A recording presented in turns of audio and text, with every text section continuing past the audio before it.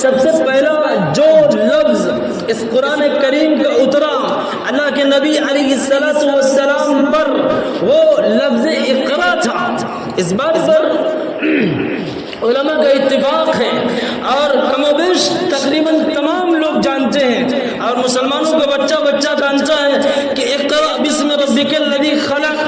خلق الانسان من علق. جب سورہ علق کی ابتدائی 5 آیات اللہ کے نبی علیہ السلام پر نازل فرمائی گئیں اور اللہ کی جانب سے اتاری گئیں تو اللہ کے نبی علیہ السلام کتنے زیادہ سراسیمہ تھے اور اپنی جان کا انہیں خوف ہو گیا تھا اور ایک لرزہ جاری تھا کیونکہ ملائے اعلیٰ سے ان کا اتصال اور ربط ہوا تھا. ایک زمین کے مخلوق جو ملائے اعلیٰ سے مل رہی تھی ظاہر سی بات ہے وہ عالم اور تھا یہ عالم اور تھا وہ دنیا اور تھی یہ دنیا اور تھی یہ مادی دنیا تھی وہ روحانی دنیا تھی جہاں پر اللہ رب العزت کے تجلی کے کرنیں بکھری ہوئی تھی. اس دور سے اور اس عالم سے جب اللہ کے نبی علیہ السلام کا اتصال ہوا جب وہاں سے ان کا رشتہ قائم ہوا تو ایک عجیب سی بے چینی ایک عجیب سا اضطراب ان کے دل میں تھا جس کا اظہار اللہ کے نبی علیہ السلام نے حضرت خدیجہ سے اس وقت کیا تھا کہ اے خدیجہ لقد خشیت علی نفسی مجھے ایسا محسوس ہو رہا ہے کہ اب میری جان جانے کو ہے. اب ایسا لگتا ہے کہ آخری سانسی گننا ہوں. ایسا لگ رہا ہے کہ اب اس دنیا سے میرا وجود ختم ہو جائے گا. جو میرے اندر اضطراب ہے جو بے چینی ہے جس طرح کا ڈر میرے اندر بیٹھ گیا ہے یہ اللہ کے نبی علیہ السلام پر جو کلام نازل ہوا یہ حیبت تھی اس کلام کی یہ خشیت تھی اس کلام کی یہ اعزاز تھا اس کلام کا یہ اقتدار تھا اس کلام کا. اللہ کے نبی علیہ السلام سے یہ بات ارشاد فرمائی گئی. اس دور میں یہ بھی تو کہا جا سکتا تھا کہ اے لوگوں اللہ کو پہچانو. یہ بھی تو کہا جا سکتا تھا کہ اے لوگوں عبادت کرو اے لوگوں اس کے حضور اس کے دربار میں جھک جاؤ اے لوگوں اخلاق اعلیٰ کرو. یہ باتیں بھی کی جا سکتی تھی اور بہت سارے حکم دیے جا سکتے تھے لیکن اللہ رب العزت نے سب سے پہلا کلمہ جو فرمایا کہ اقرا اے نبی پڑھو اقرا بسم ربک الذی خلق پڑھو اپنے رب کے نام سے جس نے تمہیں وجود بخشا ہے جس نے تمام چیزوں کو پیدا فرمایا ہے. پیدا فرمانے کے بعد جس کی تدبیر جس کا انتظام وہ اکیلا خدا ہو کر رہا ہے. اقرا بسم ربک الذی خلق خلق الانسان من علق اور انسان کو جس نے جمے ہوئے خون کے لوتھڑے سے پیدا کیا. اقرا بسم ربک الذی خلق خلق الانسان من علق اقرا وربک الاکرم. پڑھنے کے لیے جب یہ بات کہی گئی کہ پڑھیے نبی تو اللہ کے نبی علیہ السلام سے یہ بات کہی گئی کہ اس کے نام سے پڑھیے کیونکہ اگر اس کے نام سے اگر اس کا رشتہ ٹوٹ جائے گا تو علم نافع نہیں دے گا یہ علم غیر نافع ہو جائے گا یہ علم فائدہ مند نہیں رہے گا یہ علم مضر ہو جائے گا نقصان دہ ہو جائے گا. اگر اللہ کے نام کے ساتھ اور اس کے نام کے استحضار کے ساتھ اس کے اسما کے استحضار کے ساتھ اس کی طاقتوں پر یقین نہ رکھتے ہوئے اگر ایک انسان پڑھتا ہے تو پھر اس کے اندر عجب پیدا ہوتا ہے غرور پیدا ہوتا ہے اور ایک طرح کی خودی جاگتی ہے ایگو پیدا ہوتا ہے کہ میں سب سے بڑا عالم میں سب سے بڑا جاننے والا ہم چومن جگرے نیز کہ میں ہی سب کچھ ہوں اور دوسرا کچھ نہیں ہے. اور اللہ رب العزت نے جو علم کا مرتبہ بیان فرمایا اور اللہ رب العزت نے اپنے نبی علیہ السلام سے جو اس کی تشریح فرمائی اللہ کے نبی علیہ السلام نے جو تعبیر اختیار فرمائی اللہ کے نبی علیہ السلام نے اس علم پر زور دیتے ہوئے تاکید کرتے ہوئے یہ بات ارشاد فرمائی کہ من سلک طریقا یلتمس فیہ علما سہل اللہ له طریقا للجنہ. جب اللہ کے نبی علیہ السلام پر قرآن کریم نازل کیا گیا اور جس میں سب سے پہلے یہ بات کہی گئی کہ پڑھیے علم سے اپنا رشتہ جوڑیے اپنے مالک کو بھی پہچانیں گے اپنے اخلاق کو بھی پھر اچھا کر لیں گے آپ کے اندر معاشی اعتبار سے بھی سدھار پیدا ہو جائے گا پھر آپ کے اندر اخلاقی اعتبار سے بھی امپرومنٹ ہونا شروع ہو جائے گا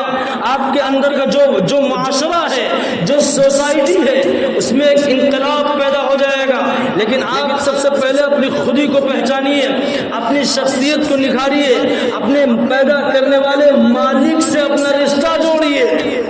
اگر اپنے مالک سے، اپنے خالق سے نہیں جوڑیں گے رشتہ تو اس کی عبادت کیسے کریں گے؟ اس کو پہچانیں گے کیسے؟ اس سے ڈریں گے کیسے؟ اس کی ہیبت تمہارے دل میں بیٹھے گی کیسے؟ اس نے جو باتیں ارشاد فرمائی ہیں اس پر عمل درآمد کیسے کرو گے؟ اللہ کے نبی علیہ الصلوۃ والسلام نے فرمایا کہ من سلک طریقا یلتمس فیہ علما سہل اللہ لہ طریقا الی الجنہ، جو شخص علم کی تلاش میں، علم کی طلب میں اور علم حاصل کرنے کے لیے نکل پڑتا ہے اور عزم مصمم کر لیتا ہے، سہل اللہ لہ طریقا الی الجنہ، اللہ اس کے لیے جنت کا راستہ آسان فرما دیتے ہیں۔ یہ علم کی طلب کا راستہ جنت کی طلب کا راستہ ہے۔ علم سے رشتہ اپنا جوڑنے کا مطلب یہ ہوا کہ ہم اپنے خالق و مالک سے اپنا رشتہ جوڑ رہے ہیں۔ علم سے جب انسان جڑتا ہے تو علم بلندی عطا فرماتا ہے، علم انسان کی قدر و منزلت میں اضافہ فرماتا ہے۔ آج دنیا میں کتنے بڑے بڑے لوگ ہیں اور کتنے بڑے بڑے لوگ تھے جو مال و دولت کے انبار جن کے پاس تھے اور جن کے پاس دراہیم سے دینار تھے، جن کی بڑی بڑی بلڈنگز تھیں اور جن کے بڑے بڑے بینک بیلنسز تھے، اللہ رب العزت ان کو وہ مقام نہیں عطا فرماتا ہے جو ایک عالم کو اور ایک ذی علم کو عطا فرماتا ہے۔ اس کی قدر و منزلت میں اضافہ فرماتا ہے اور جس طرح سے اس کی شخصیت میں نکھار پیدا ہوتا ہے، وہ ہر کس و ناقص اس دنیا کا دیکھتا ہے اور دیکھ سکتا ہے کہ ایک انسان جب اس کے اندر اخلاق بہترین پیدا ہو جاتے ہیں، ایک انسان جب علم سے آراستہ اور پیراستہ ہو جاتا ہے، جب علم کے زیور سے اپنے آپ کو سجاتا ہے تو معاشرے میں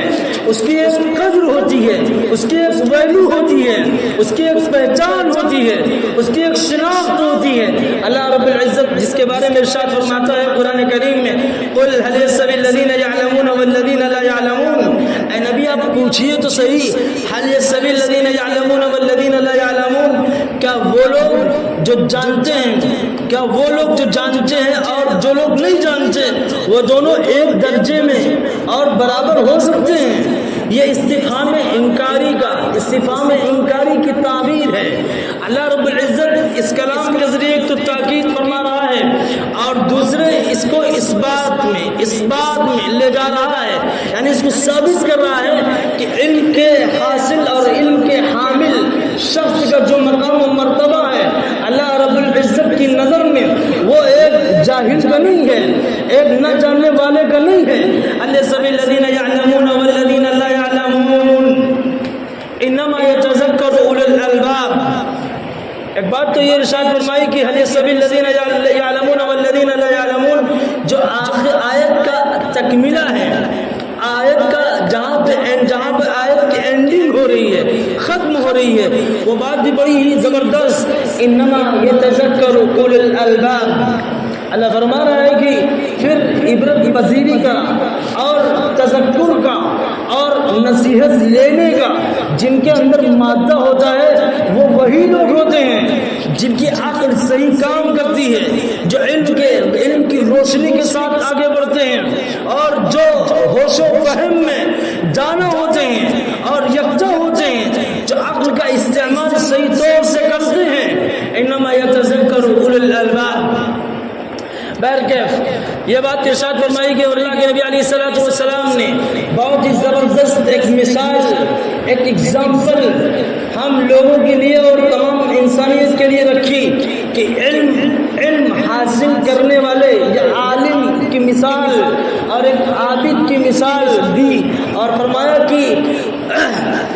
جس طرح کی 14ویں کا چاند ستاروں کے جھرمٹ میں، ستاروں کی انجمن میں اکیلا جگمگاتا ہے اور اس کی تابناکی، اس کی روشنی، اس کا رونق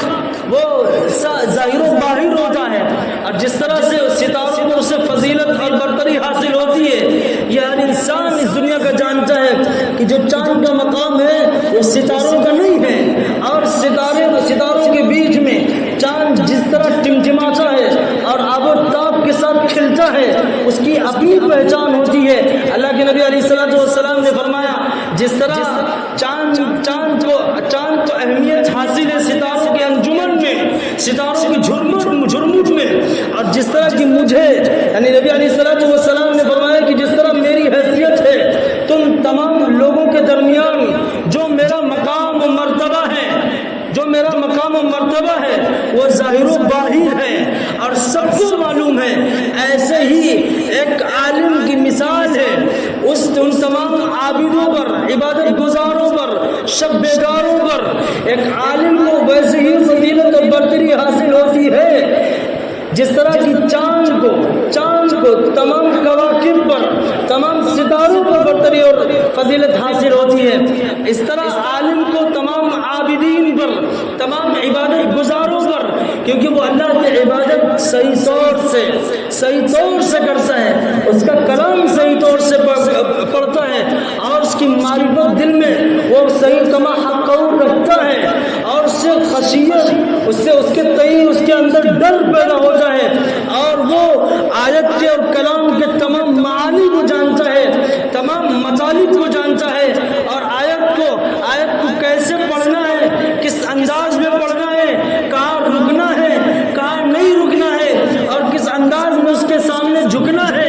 کب جھکنا ہے، کتنی دیر جھکنا ہے اور اللہ نے اس کلام کے ذریعے اس سے کیا مطالبہ کیا ہے، ان تمام باتوں پر وہ پوری طرح واقف ہوتا ہے، پوری طرح جانتا ہے۔ اس لیے عالم کو اللہ سبحانہ و تعالی نے بڑا مرتبہ عطا فرمایا، بڑی اہمیت دی اور فرمایا کہ هل يستوي الذين يعلمون والذين لا يعلمون۔ اور سب سے زبردست بات اور سب سے امیزنگ پوائنٹ جو مجھے لگتا ہے اور ہونا بھی چاہیے وہ یہ ہے کہ اللہ سبحانہ و تعالی نے جہاں توحید کے بارے میں اپنی گواہی درج فرمائی ہے وہاں ملائکہ کی گواہی بھی درج فرمائی ہے اور ساتھ اہل علم کا، اصحاب علم کا بھی تذکرہ فرمایا ہے اور اصحاب علم کے لیے اس سے بڑی شان، اس سے بڑا مرتبہ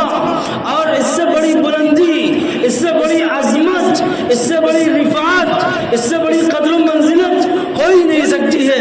کہ اللہ سبحانہ و تعالی اپنی گواہی کے ساتھ ان کی گواہی کو شامل کرتا ہے، فرماتا ہے کہ شہید اللہ انہ لا الہ الا ہو والملائکۃ واولی العلم قائما بالقسط، کہ اللہ گواہی دیتا ہے، اس بات کی گواہی دیتا ہے کہ لا الہ الا ہو، کوئی معبود نہیں، کوئی سجدے کے قابل نہیں، کوئی پوجے جانے کے قابل نہیں، اس کے علاوہ وہی واحد ہے، وہی یکتا ہے اور اسی کے ارادے اور اسی کے اختیارات زمین و آسمان پر نافذ ہیں۔ فرماتا ہے کہ والملائکہ، اور ساتھ ہی ساتھ فرشتے بھی اللہ کے ساتھ گواہی درج کرتے ہیں، والملائکۃ واولو العلم قائما بالقسط، اور اہل علم یعنی اللہ نے جن کو علم عطا فرمایا ہے اور اللہ نے جن کو گہرائی عطا فرمائی ہے اور اپنے کلام کا نور جن کے اندر اتارا ہے اور نبی علیہ السلام کے ملفوظات اور اللہ کے نبی کے اقوال اور اللہ کے نبی علیہ السلام کے فرامین اور ان کی احادیث پر جو لوگ پوری طرح واقف ہیں اور پوری طرح اس پر درد حاصل کیے ہوئے ہیں، جن کو جیسے طولہ حاصل ہے، وہ لوگ بھی گواہی دیتے ہیں اللہ کے ملائکہ کے ساتھ۔ اللہ نے سب سے پہلے اپنا ذکر فرمایا، دوسرے نمبر پر ذکر فرمایا تو ملائکہ کا، فرشتوں کا، تیسرے نمبر پر ذکر فرمایا اہل علم کا، علماء کا، قائما بالقسط، جو انصاف کے تقاضوں کو پورا کرتے ہوئے اس بات کی گواہی دیتے ہیں، اللہ گواہی دیتا ہے، ملائکہ گواہی دیتے ہیں، اہل علم حضرات بھی گواہی دیتے ہیں، اور اللہ نے قرآن میں جن کی گواہی درج فرمائی ہے اس کا صاف مطلب اور کھلے طور سے